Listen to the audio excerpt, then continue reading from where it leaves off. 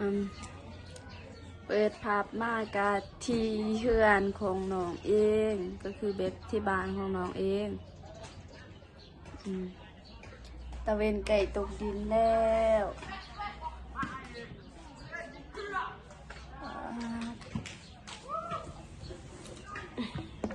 ก็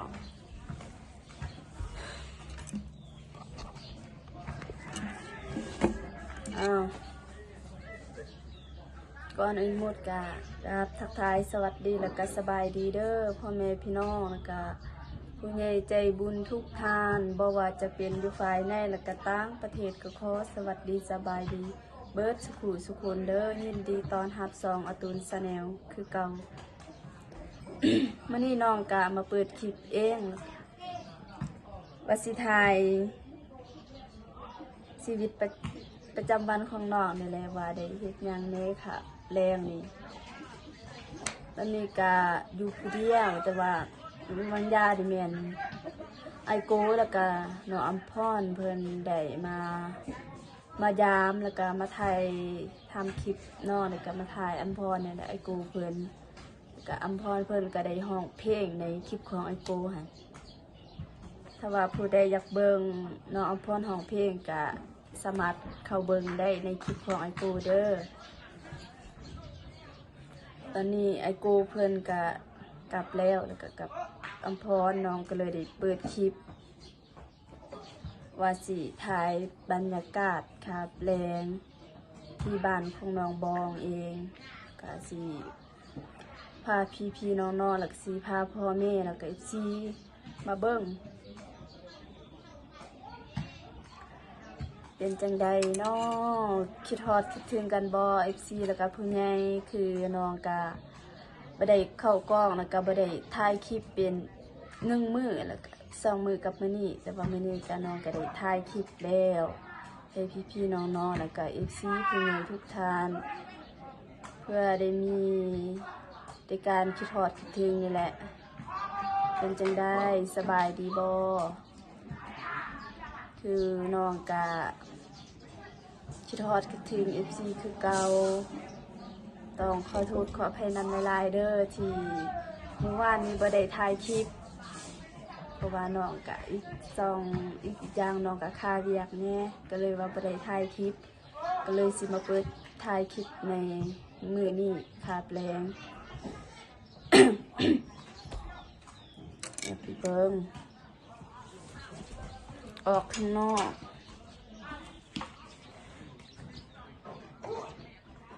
กาดข้างแดง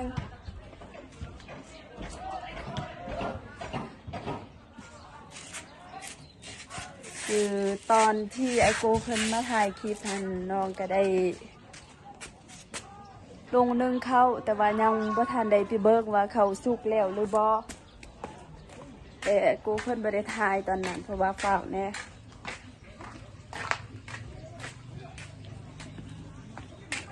เบิ่งสวนผักก่อน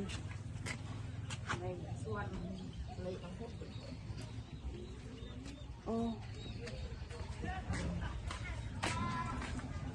หมูเด้น้องสิไปเลี้ยงหมูก่อนหลังจากไปเลี้ยงหมูของน้องแล้วแล้วก็สิเบื่อเฮ็ดกินให้สู่พ่อแม่ได้กินนี่แหละกินยามแรงบวนลองจับกล้อง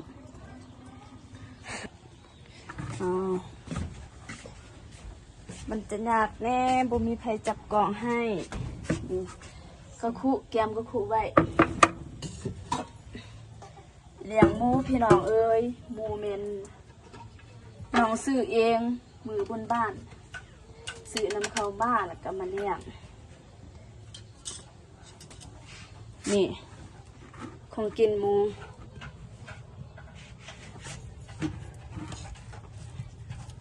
อันนี้เมนมันตั้งกองไว้ซะอันนี้เมนมันที่เขาปลูกเองนี่แหละเนี่ยกินก็ได้คือ น้องนี่ก็เคยกินปัจจุบันนี่ก็ยังกินของกินแบบมันนั่นแหละเอามันหั่นแล้วก็เอามาปอกเปลือกใส่แล้วก็หั่นก็ต้มเอาใส่เกลือเป็นนัวมักเผ็ดมีอย่างบ่ที่อยากใส่ก็ใส่ก็คือแบบเผ็ดของกินทั่วไปนี่แหละนี่ก็หั่นพอดีเปลือกมันนี่เอาออกหมดแล้วแล้วก็มาล้างใส่ให้สะอาดแล้วก็หั่นเป็นทีละน้อยพอดีน้ำพดเฮาก็เอาไปใส่ก็คือแกงนี่แหละแกงมันใส่แซ่บแด้อันนี้ที่เฮ็ดอาหารหมู่นี่แม่นจะใส่อยู่มันกับหมักอึก็คือภาษาไทยเขาเรียกว่าหมากผักทองใส่ผสมกันนี่น่าจะอิ่มสักนิด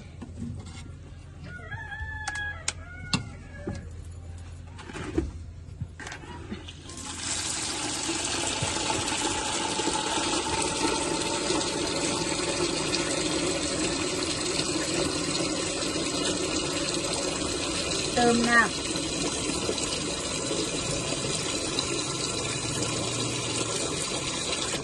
ได้เลยดิ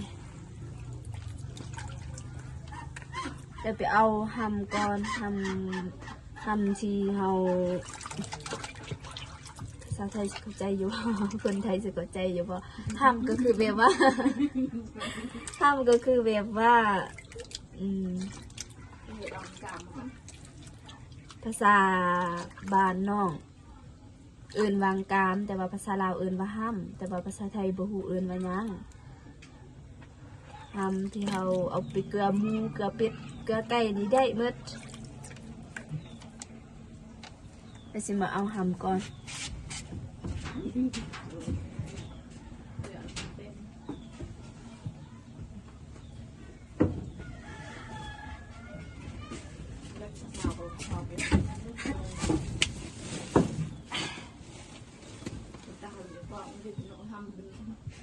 นี่นี่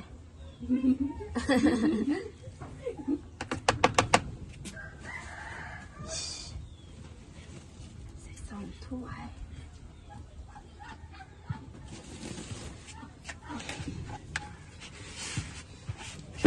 กะสีพาพี่น้องไปเบิ่งลูกมูบ่แม่นลูกเลยสิพาพี่น้องไปเบิ่งลูกมูลูกตัวมูของน้องว่ามันใหญ่สำใดแล้ว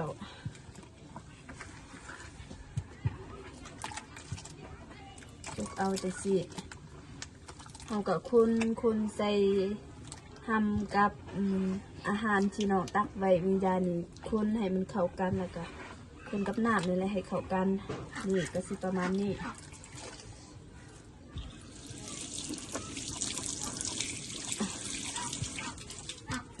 หนักด้วยเติมหนักอีกหน่อยนึงเลยแล้ว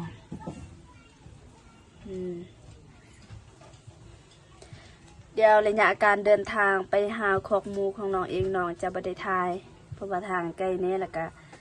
ถือของหนักอีกถ่ายบ่ได้ไปเจอกันเด้อหอดแล้ว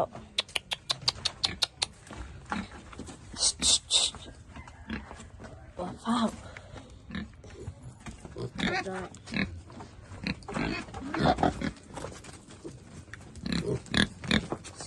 ช่วย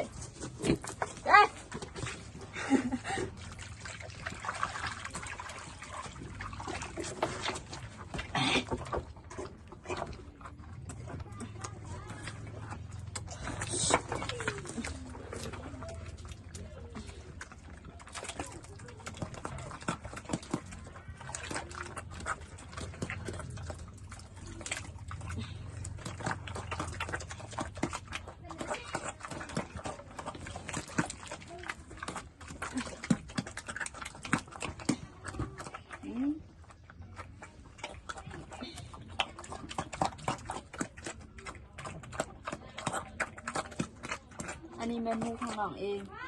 โตดำนี่โตดำในเมนูของน้องเองแล้วก็โตข้าวตัวน้อยๆนี่แมนโตข้าวตัวน้อยๆในแมนมูคองพี่น้องนี่แหละอันนี้แมนคอกมูในแมนคอกมูของลุงแล้วก็น้องก็ได้ซื้อมูตัวนี้แหละแล้วก็น้องก็อยากเลี้ยงแต่ว่าบ่มีคอกมูก็เลยขอนำลุงว่าอยากเลี้ยงมูแล้วก็จะเอาตัวมูนี้มาไว้คอกลุงสิได้บ่แล้วลุงก็ให้ก็เลยเอามาเลี้ยงนำกันเนี่ยนำกันกับบ่แม่นว่าแล้วนำลุงก็ได้เลี้ยงคือแบบมูของลูกนี่ก็พวกน้องได้เลี้ยงนี่เด้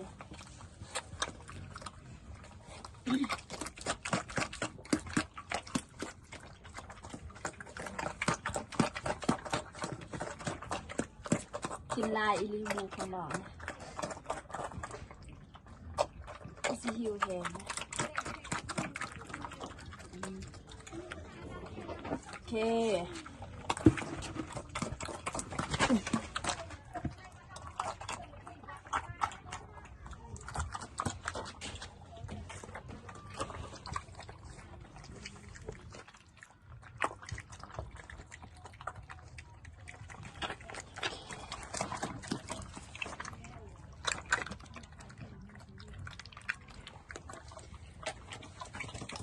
จะได้น้องกาสิได้กับเพื่อนแล้วก็เสมือเฮ็ดคงกินให้พ่อให้แม่ได้กิน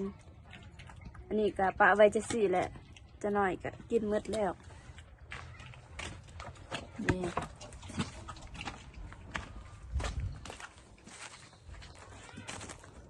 ประมาณนี้ขอกหมูเมนจะติดกับหมู่บ้านเลยอันนี้เมนเฮือน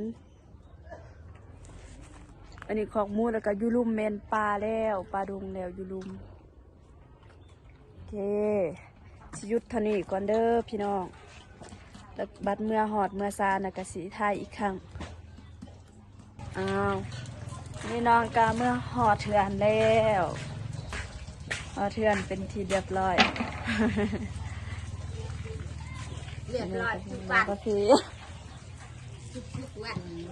โอ้กะบอสบายเมจมว่าลุงอยู่บ้านทุกวันหากะอยู่แต่กันสิวาดุนนี่เมนกระดุนแล้วตั้งแต่มือที่น้องไปกับไอตูนหันไปเลาะถ่ายคลิปน้ำหันกับมือวานน้องก็พักพรแล้วกับมือนี่ไม่ค่อยได้สบายนะตั้งกล่องไว้สิเห็ดของกินพุ่นเอื่อยกำลังกินข้าววะแม่เนี่ยกำลังกินข้าว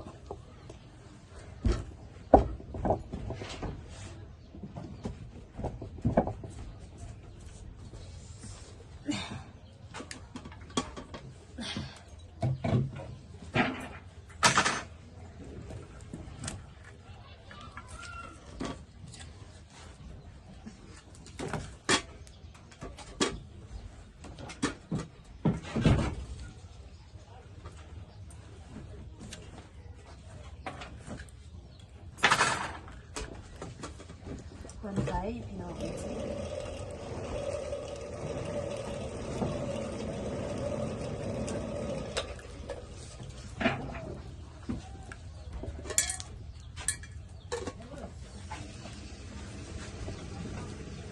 ็นหลักผ้าก่อนเดี๋ยว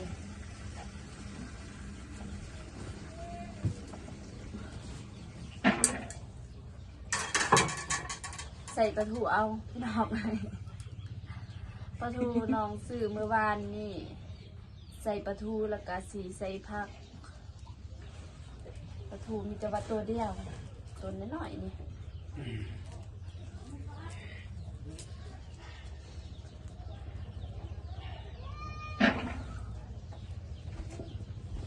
พอด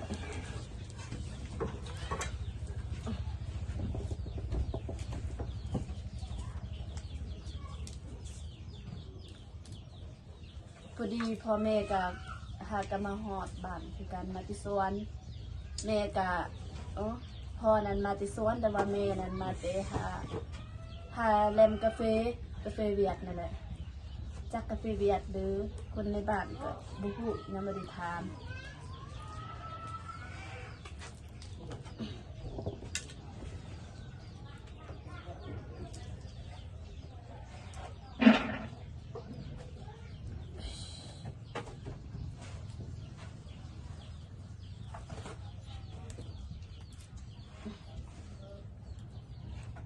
ช่วงนี้ก็รู้สึกเหงานี่นึงแม่นอายบัญชีเพิ่นบ่อยู่ตอนที่ยังมีอายอยู่หั่นแหละก็บ่ได้เหงาเลยยังมีอายแล้วก็มีพวกหลานๆในพวกหลานชายนี่แหละมาลิ้นในเฮือนน้ำอายนี่แหละมีเฮือนก็บ่เหงาปานใดแต่ว่าตอนนี้พวกหลานนั่นก็เป็นทหารหมด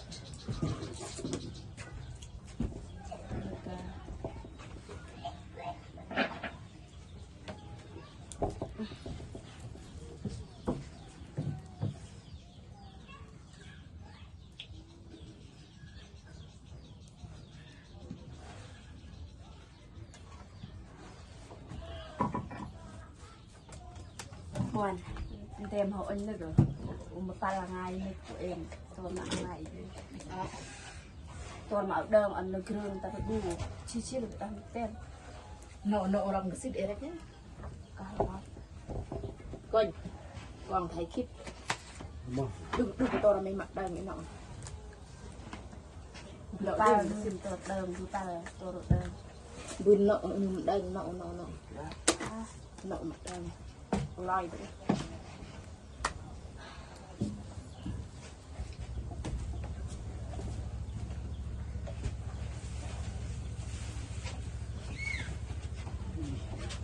trích luôn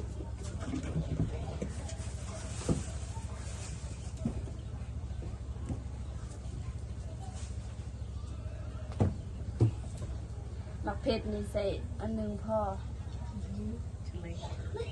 คือว่า di bangunan tak เมื่อวานนี่ลืมบอกพ่อแม่แล้วก็เอฟซีเมื่อวานนี่น้องกับอภรก็ได้ลงเซกองลูกแข้งนั่นแหละก็ลงไปกวาดไปเซ็กพอดีหมอเขาได้เจอน้องนี่แบบ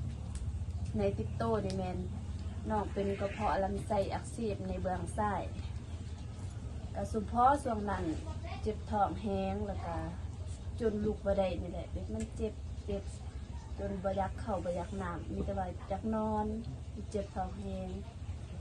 พอดีหมอเขาบอกว่าน้องเป็นกระเพาะลำไส้อักเสบในเบื้องซ้ายแต่ก็บอกเป็นหยังน้องก็ได้ซื้อกินยาไว้ก็เพชรก็ได้ทำยาให้แล้ว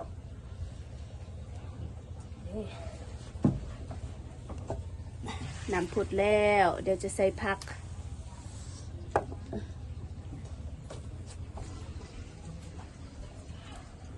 เสียงดังไหม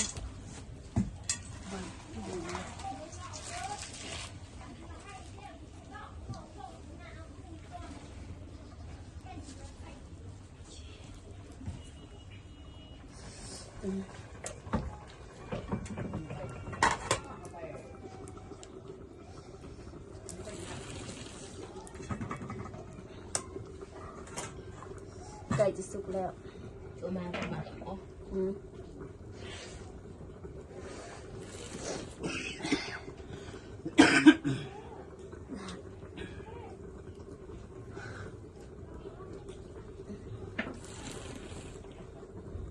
el tik bok tepe วัน